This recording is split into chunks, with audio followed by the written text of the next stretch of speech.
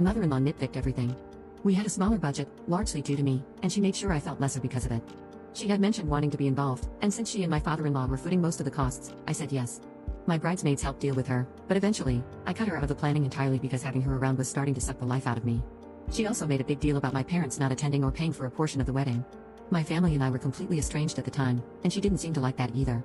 She'd rant in Italian, and while I didn't understand much, I knew she was bad-talking me. Oh, and she's a classic mama's boy enabler. They infantilized my husband growing up, and there was a time when we couldn't even buy groceries without her input. He's her golden boy. I've heard her refer to him as her miracle child. She hasn't had any difficulty conceiving that I know of, but he's the only boy she gave birth to. When friction would arise between my mother-in-law and me, he'd try to keep the peace but often still took her side in many situations. He only stood firm when she insulted my upbringing or tried to make me feel unworthy of marrying him.